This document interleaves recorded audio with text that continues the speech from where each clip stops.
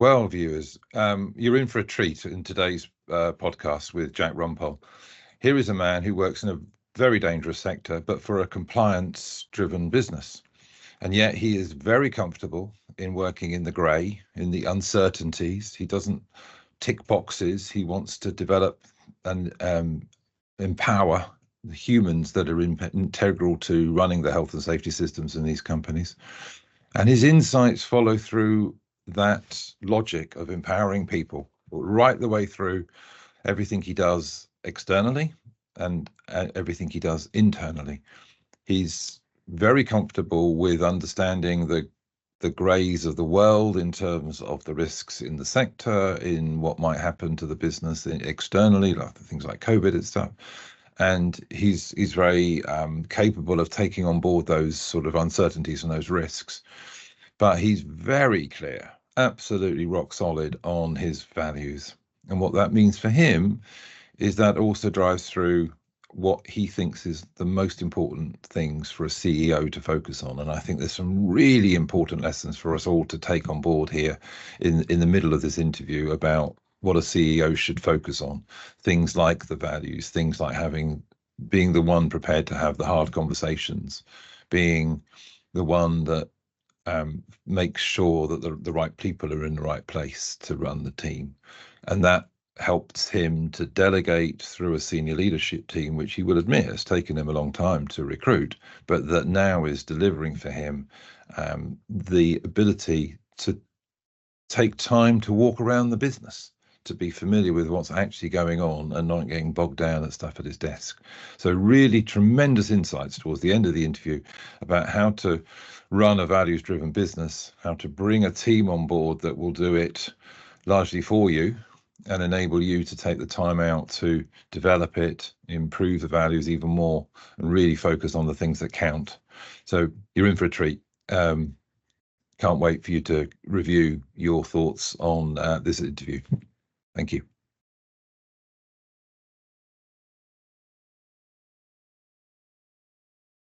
I'd like to extend a really warm welcome to my podcast series on what I'm calling stressing values. I'm trying to find out more about the stress of running a business, but also about the values that help you get through that and how you help navigate difficult issues and motivate the staff. Yep. So that's kind of the premise of the series. But just so the listeners can get a bit more about yourself, could you kick us off by telling us a bit about Jack Rumbol and what your business is? Yeah, so I'm Jack Rumbol, I'm CEO of Havio. We are a health and safety consultancy. We operate in London. Our offices are in Farringdon. We've been running since 2009 as a separate entity. We bought the business out, me and my then business partner, from an insurance brokerage where we looked after sort of their existing client base. And we grew it from that point onwards, from the two of us in the garage. I know that's a bit of a cliche, but that was true. Really? Actually in the garage? We were in the garage and it got, I think we moved in there in about July, so it was fine. The garage was good. Got to about October and we thought, bugger this, it's too cold. And I think fingers are frozen. Yeah, one of the computers actually packed in working. So then we got a little office down in Croydon, and we just grew it from there really. And we there was I think a lot of people say there's this grand plan and there's this strategy behind it, but there really wasn't. It was just two people trying to make money and trying to do well for their clients to go forward. And then we sort of rode the crest of the wave as we were coming out of the financial crisis. We bought the business out in kind of not the height, because we bought it in July 2009. We knew that construction was on the floor, which had been a main part of our business. Yes, of course. But it basically started opening up beautifully from about 2011, 2012, and we really just rode that wave and got some really good contracts. And then from that came needing to get staff, and then it just sort of grew from there. So yeah, essentially what we do in a nutshell, health and safety consultancy for all kinds of industries. About 75% of our business is construction, so real high risk. That's my background, is in demolition, waste, construction. I love that kind of high risk nature. That's always been sort of my area of specialism. But as I developed, I also developed a specialism in fire safety, which has then become even more to the fore post, the tragic events in Grenfell in 2017 and everything else. Yes, of course. Yes, that's made a massive difference, hasn't it, to the construction industry? It's huge, but it's only really just rippling in now into the Building Safety Act, which has been sort of just passed about a year ago or so.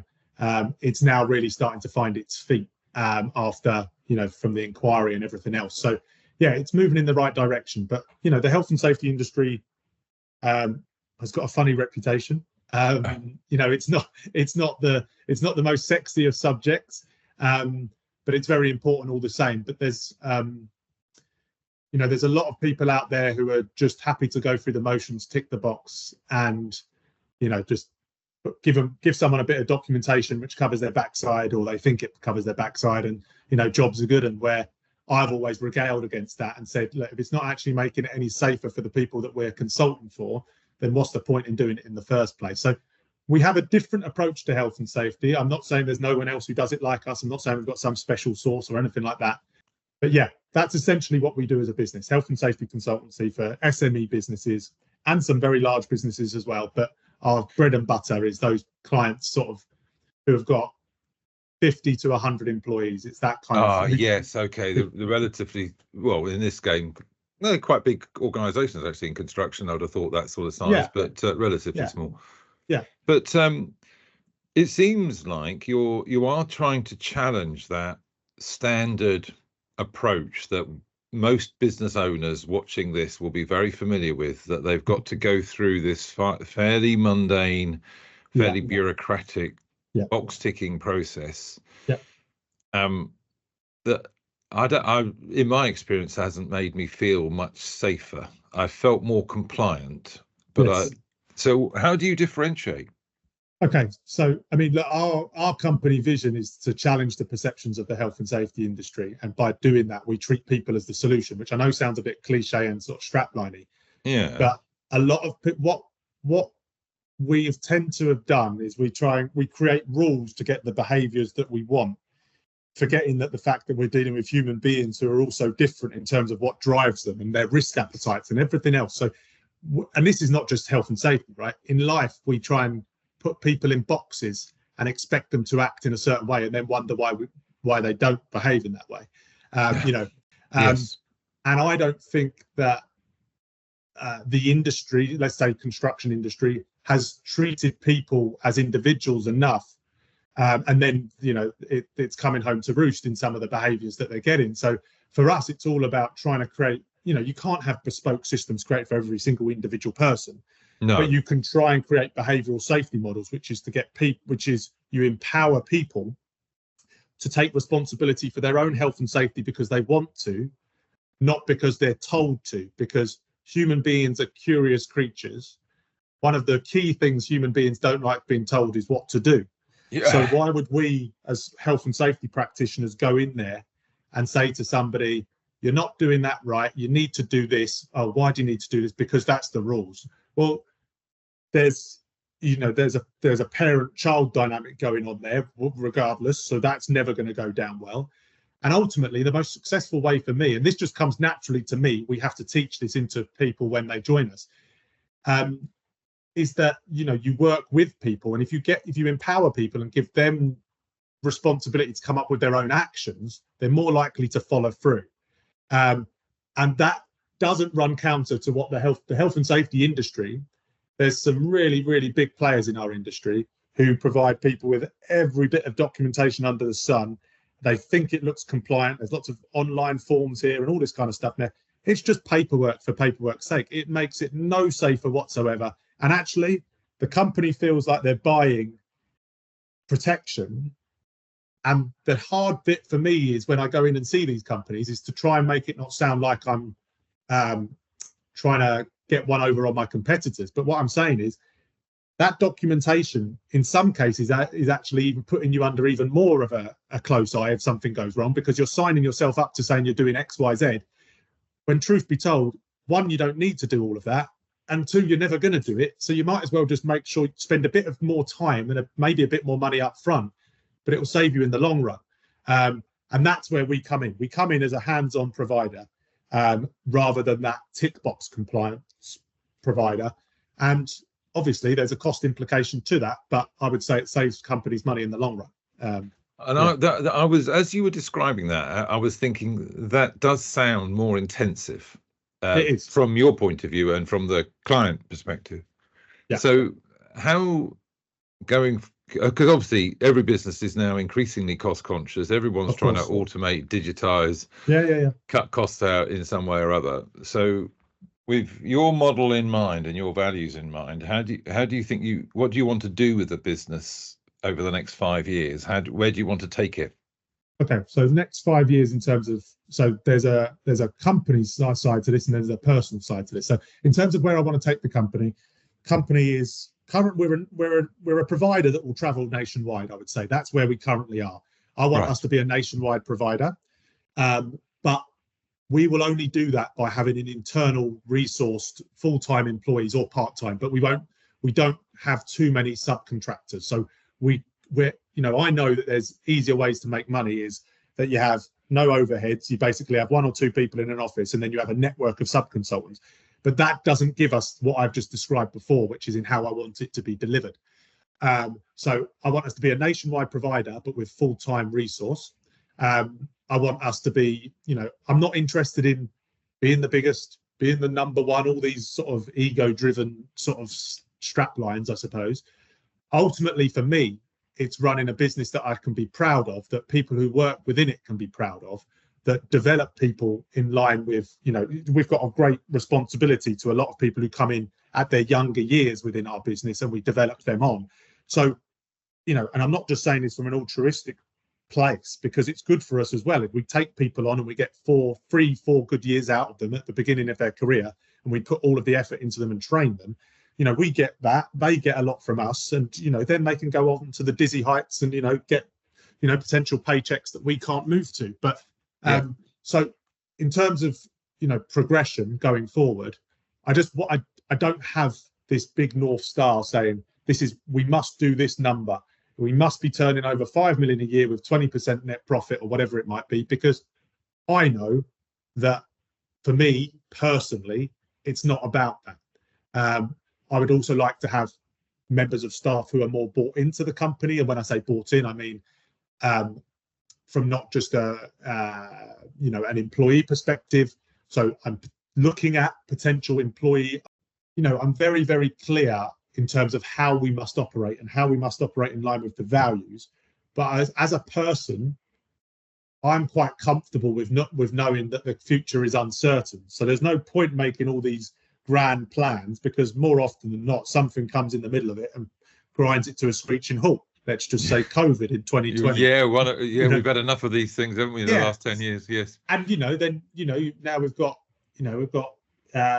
inflation that has been going through the roof. I know it's come down recently, and all these shocks and things. And truth be told, I haven't got a crystal ball, obviously, but I don't see it changing much. We're in a moment in time and a period of time with mass disruption, and with AI coming in, with all this, no one really knows what the future holds. But I'm pretty confident that the future of our industry does not look anything like it does now. And I think the rate of getting to that point is going to happen far quicker than people realise. And I think we're sort of like frogs in the pan at the moment, not quite realising that we're being boiled. I suspect there's quite a few people who are watching this will be thinking exactly the same. It's terrifying. Yeah. So I picked out from that you want to get sort of a national coverage. Yeah. But you want to keep a retained employed team. Yeah. So what are the big challenges you're going to have to overcome in order to get yourself there? People. It's the number one. It's the number one challenge at the moment. I put a post out on LinkedIn this morning with it was just a picture of tumbleweed, and it was like, does this picture ring true? This is my viewpoint at the moment on the current health and safety market in terms of candidate supply, because we need at this moment in time 4-5 people in our business. Wow. And the old me 5 years ago would have just gone and filled it.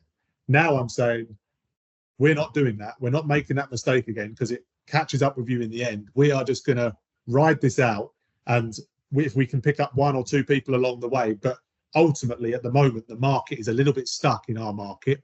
I think people are a little bit nervous about jumping ship and going to another employer, which I understand. Or people are moving for different reasons. And potentially, I've always said that we're not the highest payers in the market. In terms of a candidate supply market, we already reduce it. And then the way that we recruit, which I might come on to explain a little bit later, we minimize it even more. So I have to be realistic that I sometimes have ambitions that I'm not prepared to compromise on certain elements, like people, like employing on character rather than technical. And that might be my biggest challenge, which is not to do that. And someone could try and convince me any which way that I need to lower my standards or need to go at things a little bit differently or get contractors in or do this, do that. And I would say to them, no, I'd prefer to run my business in a different way, earn less profit, but still have something that I'm proud to do. And that's just the difference when you're not money motivated. I'm not saying it's not important, it absolutely is, totally, but it doesn't drive me. I'm driven by purpose and by values. I can kind of take a more long-term look on things because I'm not looking at that short-term, I must do this number because of X, Y, Z. And that's a fortunate position to be in, but one I've worked very hard to get to.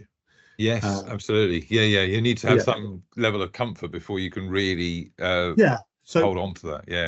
So people is the biggest thing. Yes. What other challenges would I say? It's going to come. The technology, which we're already quite forward thinking in how we approach things anyway. We've got developed our own software, all this kind of stuff. But the market is going to change exponentially because of AI. Now, I'm not any expert in it. I've got a fair understanding of it from doing quite a lot of reading on it.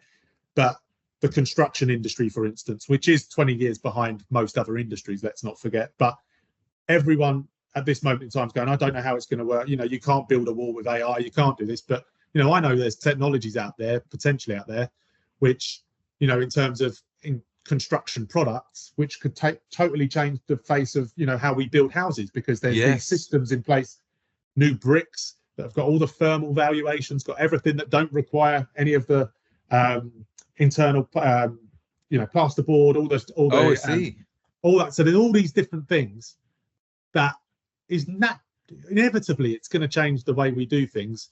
And I think sometimes we lazily just say AI, not really knowing what we're talking about with it.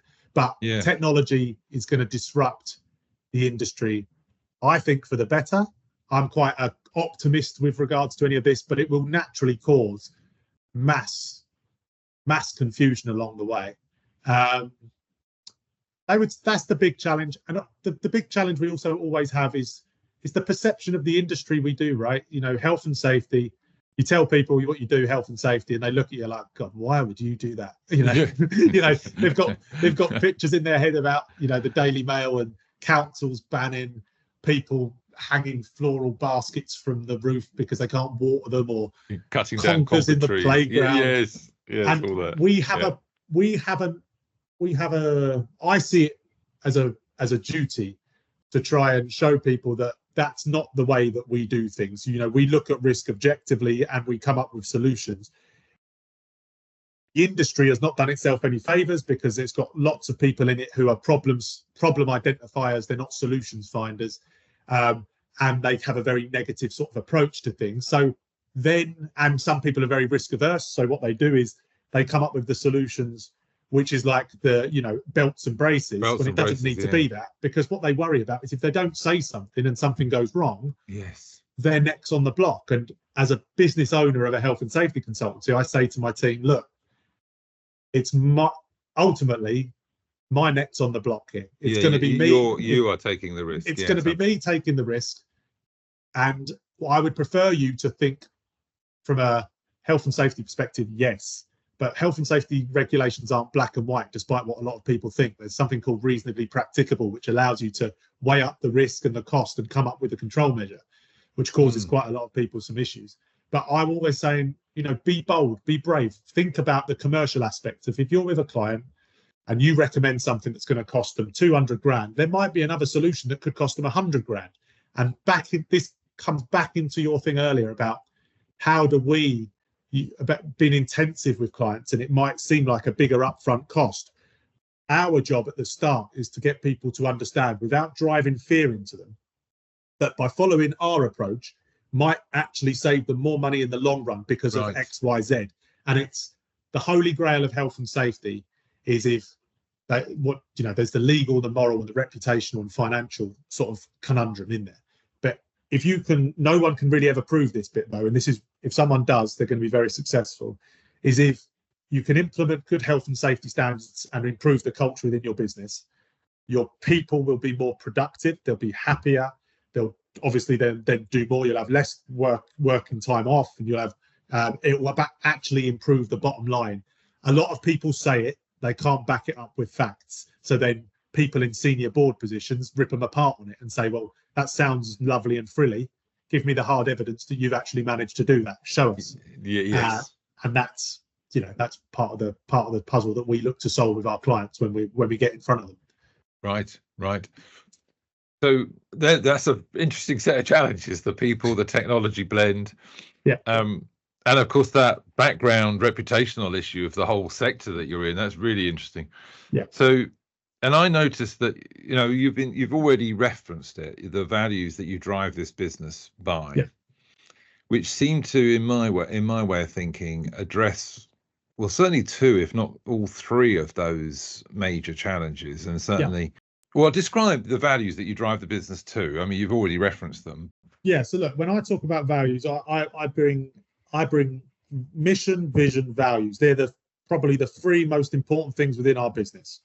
So our company mission is quite simple. It's not trying to be too complex. It's to empower people to maintain safe and healthy places of work. So lovely. The key word in there is empower. Yes. The vision is to challenge the perception of the industry by treating people as the solution. So there's a theme here, people. The values, I'm absolutely cast iron on the values, and nothing, in the past, I had 8 values, all ending in activity, which, objectivity, adaptability, all these slogans that was created by someone in a marketing department. Absolute, excuse my language, but absolute crap, right? That we didn't follow. I looked at them and said, I'm not living and breathing these. I don't even know what half of them mean. So I was like, let's simplify this. Let's do an exercise. And I keep pointing to my heart here because that's how I'm a heart-driven person. Where am I at? What means the most to me? And then let's get the team involved and let's see what they say. And we then look at it and we was like, okay, what is this transcendent purpose that permeates across our business? Well, the transcendent purpose is to care for people. And so I was like, well, okay, well, the first value has to be caring, because at the heart of it, that's what we do. Now, some people mistake that for, oh, you must be all fluffy and happy clappy and everyone just gets along and it's a caring. And I'm like, no. And one of the most caring things you can do for someone sometimes is to shine a light and confront them in a gentle way on something that they might not be doing correctly, or somewhere, or you might think that they need to approach stuff in a different way. And it might even be, in the long run, the most caring thing for somebody is to have an open and honest conversation and say, do you know what? I don't think this position's for you. I won't go into the details, but I had one this week where we had to let somebody leave the business. Then we have an interesting one, friendship and trust. Now, for me, again, there'll be a theme building here. In companies, I think that, especially senior managers, you're told not to get too close to people, don't be friends with people. And I'm like, that doesn't make sense. Very consistent advice. Don't get too close to people. Yes. I'm like, I don't agree in that. There's boundaries, yes. Let people know where they stand, yes. But why can't I be friends with my head of consultancy services, Lindsay, for instance? Why can't I be friends with her? As long as we know that there's a business relationship here, you can still be friends. And this is backed up by data. If you've got friends within a company, you're more likely to be motivated and you're more likely to stay longer within a company if you've got actual real friends within an organization. Yeah, because you want to help your friends. Yeah. So, but that needs trust with it as well. And I've always been an open book and been very transparent. And I said, look, I will always be open with you. I'll always be honest. Obviously, there's certain things I can't divulge to everyone and I wouldn't dream of doing, but people know where they stand. So, that's another driving force behind our business. That's not to say every single person in the organization wants to go out for a beer with everyone. there's going to be characters who naturally migrate more towards each other and whatever. But, you've got that caringness, friendship and trust. Then for me, which is really important, grounded, which is another word for essentially being humble, which is that I've got no time in my business for anyone who thinks they're any better than anyone else. And I include myself in that. No one on this planet is any better than anyone else. We're all the same. We come from the same place. We'll go to the same place when we're done. And just because one of us might climb higher up the corporate structure, you're no better or no worse than the other person who might just be starting out. And so for me, we're very, very good at this at the recruitment stage in asking those questions on all of these values, really. But that one in particular, I've got a very good detector for somebody who thinks they're a little bit special or a little bit above someone. Oh, right. And I won't have it. So that is really important to me. That doesn't mean you can't be confident and you can't back yourself and you've got, there's a difference, isn't there? Yeah. I'm very confident in my ability. I'm also very aware of where I'm not so strong at, and you can have those conversations. And then the last one is freedom. Who was it? Daniel Pink, I think, in his motivation theory was very clear that micromanaging people is more of a failure on the part of the person doing the micromanaging than it is on the other person. And it does not get the best out of people in the long run. And if you ask anyone in interview processes, which I do week on week, tell us what won't get the best out of you, more often than not, it's micromanaging. So then you need to have a structure in place and be able to measure people on outputs and all the rest of it, which allows you to say, okay, I don't need to micromanage you because I'll soon know if something's not going right. And if it's not, we'll intervene and we'll have a discussion. Well, that's a really good point. I'm really pleased you said that, because I think I talk a lot about values with my clients. And the pushback is, well, how do you manage values? How do you know they're happening? I can see my bottom line. I can see all, projects happening in front of me, physical evidence, but how do I do that? So perhaps you can help our watchers to understand, how do you actually make sure these values come to life? How do you bring your team with you? Okay, well, so, I mean, the whole team, there's a lot of constant repetition. There's a lot of performance reviews, any appraisals, that kind of stuff. The values are front and center. Anytime I discuss with the team in like a group setting, we always bring the things back to the values. If anyone looks at Javio and myself on LinkedIn, you'll see that I constantly bring things back to values. We don't have them on the wall. It's not one of those ones. Oh, right. But, it's not that in your face. I'm a great believer in actions speak louder than words, and it's about demonstrating it through action, not through talking. So if I'm talking too much about it and I'm constantly ramming it down people's throats, then the likelihood is it's not being shown in action. So there is another thing here which you touch on, which is you can see profit on the bottom line. You can see I'm a massive empath and feeler anyway. You can just sometimes feel when the values are being demonstrated, and you can feel when they're not, and you can obviously see things. So if I drop in on a meeting with one of my team, let's say an operational meeting that happens every Monday, and I, for instance, hear someone talking about, a member of staff and saying, oh, they've not done this, or, I can sort of get a sense if there's, are they coming in from an understanding and a caring perspective, or are they going into judgment mode, and are they, starting to talk? And then if that happens, you nip it in the bud. This is the thing with values, in my opinion, just the way I do things. They're everything to me.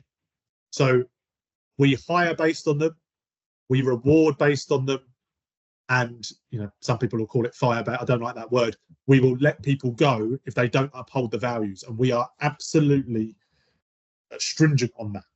So, and this is where a lot of people, I think, go wrong with values, is they're there when they suit your agenda, they're put out there. When they don't, oh, well, this person, like for instance, this person makes me loads of money, they're a brilliant performer, but you know what, they're a bit of a toxic manager. Well, for me, that person wouldn't be I don't care how much money they make me, they wouldn't be anywhere near my business, because I wouldn't have them, and I've learned the hard way.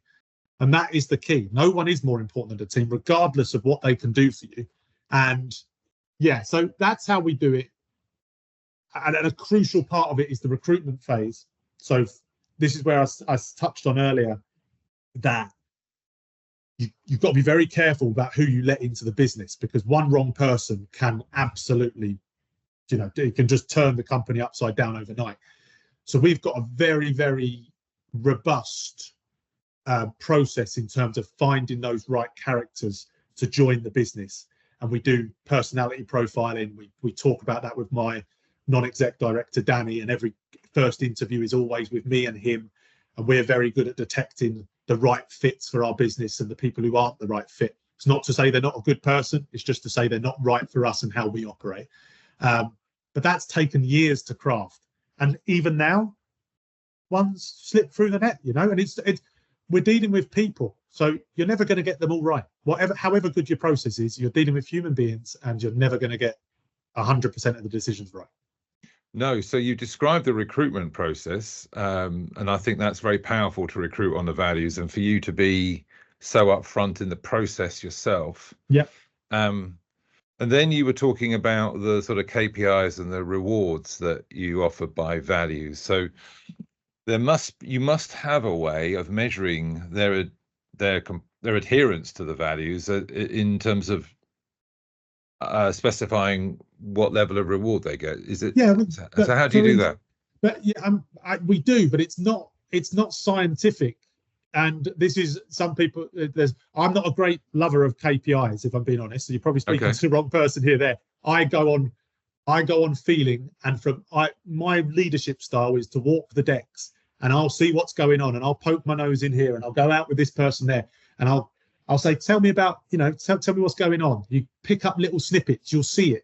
And if Lindsay's my head of consultancy services, and she's managing the team, and I suddenly see that there's 2 or 3 people that are lagging, aren't doing what they were meant to do in terms of their objectives and everything else.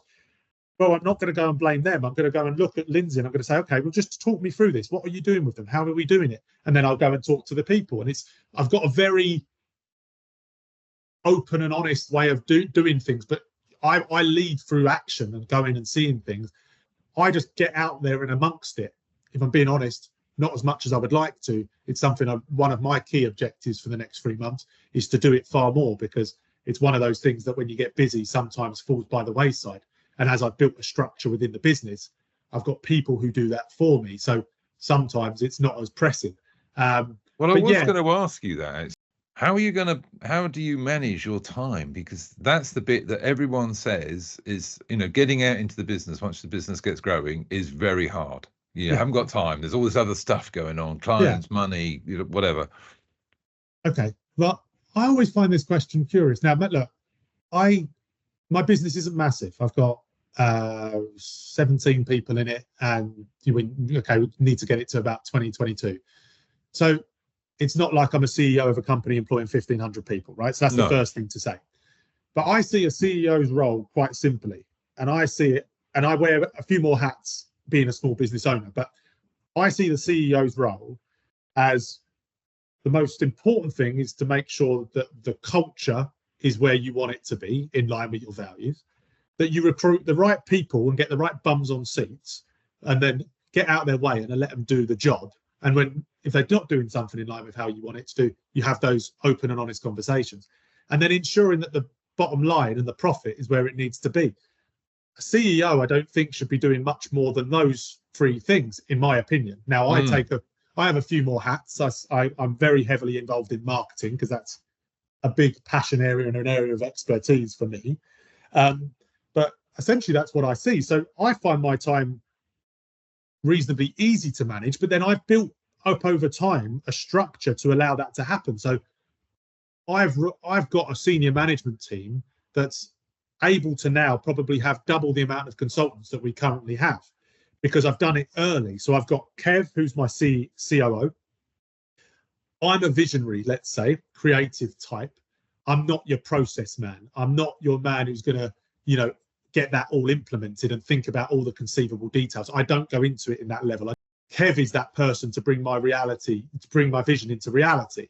Now, it took me ages to find Kev, but I have, and we work very well together. We are complete opposites. Like, I could not tell you how different we are, but it works, yin and yang and all that.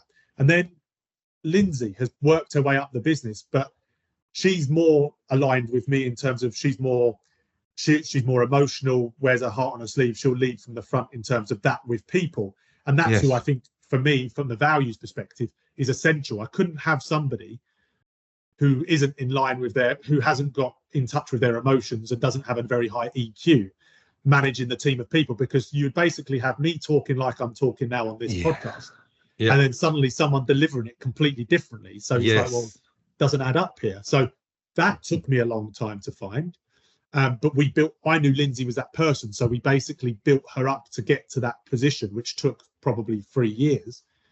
And then I've got my wife, Sarah, who runs the financial side of the business, who's very numbers driven, very process driven again. So it's about building the team and senior management team, which, if I'm being honest, then allows me to kind of do what I want within the business and float around. This is really interesting area, because this is, I think you were touching something that is kind of magic sauce, really. Yeah. Because so many people I work with haven't been able to delegate and to find people to cover off these big elements, the big tasks, and so they're still finding themselves stretched across the whole business. So I suppose, and everyone says to me, how can I find that person? How can I find someone I can trust at that level? So can you comment a bit on that word trust? How do you build that? I think there's a few things in there. There's the first thing you've got to be prepared to do is put your money where your mouth is and go and recruit people at the right level, right? So there's a lot of business owners that will say, I could look at my senior management team and I could say, well, okay, well, I could do without, let's say I can't, but like the Kev person, and I could save myself X amount and I'll do all the jobs. So it's like, well, no, I'd prefer to earn less profit, and I'd prefer to have my life set up in a way that allows me to have a bit of balance in it. So putting your money where your mouth is and putting the money aside to get someone of that caliber. And then it's having somebody, and I'm a great believer in having, as a business owner, we can work in echo chambers where we don't have anyone to bounce stuff off, or it's groupthink within an organization where you're all basically not trying to upset each other and talk. So I've got Dr. Danny McGuigan, who's my non-exec director, and he's been so instrumental in the change in my business in the last 2 years. He got me to think more in this way, because I am that, what you were describing there as them business owners who weren't prepared to delegate, thought they could do everything better, were attached to things they couldn't let go. That was me. Okay. That was me. And, there are elements that I know in the business, not being arrogant. There are elements that I know that no one can do better than me. But do I let them go because I know that someone could do it 90, 95%? Yeah. So it's all about, you can't do everything in life. You can't have your cake and eat it. You can't have a happy, balanced life and a family life and a business that works and all of these things if you're going to just hold on to everything. So my advice would be for people to work with somebody, business owners, to work with a coach, a non-exec director, whatever it is, but someone who's prepared to give them honest feedback that they might not be prepared to hear. And Danny, for me, he's a close friend now, but we've worked at the personal level on me as a person first, rather than me as the CEO. And it's changed my life. I'm not even going to butter it up any other way. He has given me so much confidence to be able to do that. And of course, there's so many people out there who can do that. It's about finding that right character for you. The chemistry for you. Yes. That's the key, because I went through 2 or 3 people before. So at some point then you're holding all the balls, juggling everything. Yeah. And then you meet Danny. Yeah. And you make the decision, okay, I've got to break out of this. You put the resources aside. Great. And this is really good stuff. But then you've still got to make that leap, haven't you? Leap of trust. Yeah. And be prepared to make mistakes and be prepared for things to go wrong. And how did you get prepared? Because you weren't prepared. Now you're saying I wasn't prepared, but then I thought, do you know what? If I'm ever going to get there, if I'm ever going to want this life that I'm trying to build for myself in terms of being able to follow other pursuits, because I've got so many other pursuits outside of health and safety, some philanthropic, some some money oriented, that kind of stuff. I'm never going to get there without taking a leap of faith. So once I had a bit more structure around me, and we had to restructure the business, I went through a buyout of the business where I had to change things. Once I'd done that, it was then getting everyone in place and well set up, but not being a perfectionist with it, because if you're a perfectionist with it, you'll never go in, you won't grow in the way that you need to. So I know it's cliched stuff, but don't sweat the small stuff. Have those 2 or 3 non-negotiables, which one of them for me is the values. Yes. There's other ones. And it's, if you have your non-negotiables that you're not prepared to renege on, then other stuff is like, okay, well, look, let that person take the reins, monitor them. Don't just go suddenly delegate overnight and then just leave it. Yeah, don't abdicate. Delegate. Abdicate your responsibility. And that for me is how I've done it. But I'm prepared. I've never been as scared of failure and making mistakes, and I'll own all of my mistakes. And one of my key strengths in life is being able to take responsibility. Yeah. So you recruit people, realise that it's not right necessarily. Yeah, and communicate. Like I say to my team, if you're expecting me as the leader of this company to have all the answers to everything that you want, you're in the wrong place. I said, because that person doesn't exist in this business. And I'll tell you one thing, that person doesn't exist in any business. No, they don't exist. They don't exist. So stop trying to, so let's not beat around the bush here. I'm fallible, just like all of you guys. I'm vulnerable. And I think that's one of the key things as it's coming, as we're talking now. I'm prepared to be vulnerable, and I'm prepared to open up to my team and tell them that I don't have the answers, but say, do you know what? I might not have all the answers, but if we come up against the challenge, I know for a fact that I'm the right person to lead us through the choppy waters to get us to that point. Yeah. And that's, and that can be done, you get the right people behind you, you get the right outside advice, whatever you need, and you go forward. And that's how I've done it. I'm not saying it's been plain sailing at all. It hasn't. No, absolutely. None of that is plain sailing, but you certainly demonstrated the sort of adherence to the values. You believe them, and you've brought them to life in the business, in multiple ways, particularly in this process of delegating at a senior level. I think that's really important. Yeah. Well, we're kind of getting close to the end, and I suppose for quite a few people will be watching this thinking, how can I start a business like this? So what would you say to an aspiring business person who wants to set up, probably in your sector, follow your lead? Well, I would say you need to be brave. You need to be brave, because it's not an easy path. This has taken me 15 years to get the business to this point. I have made every mistake under the sun, and I've had not sleepless nights. I think that's a throwaway line. I haven't had sleepless nights. I've had disrupted sleep. I've had some very many challenges when people leave and you think, oh God, it's all coming back to me. And so you need to be brave, and you need to be prepared to accept that you're going to have to work hours which aren't going to be always sociable, and you're going to need to have a partner and a family that's going to be able to support that. You're going to need to work really, really hard. There's no quick fix to this. Really. What else? What I would say is, I think a lot of people, when they start out, it's about just getting the money in the door, and that's not to be dismissed at all, because it is about that, and you need to get cash flow going. Cash is king, so cash flow is very, very important. Don't forget the marketing side of stuff. For me, the marketing is something that sometimes people think is that thing when you get established, you can start worrying about marketing. Yeah, the fluffy marketing. Yeah. For me, that's the wrong way around. You should look at, there's a lot of people out there trying to be influencers, right? In health and safety, let's not try and be a health and safety influencer, but you are going to have something called a personal brand. And it's about being that person, but don't put on a facade. Don't try and be someone that you're not, because you'll get found out. You will get found out. And so it's about being authentic. So I would say, be authentic, be prepared to work hard, and keep in mind, cash is king.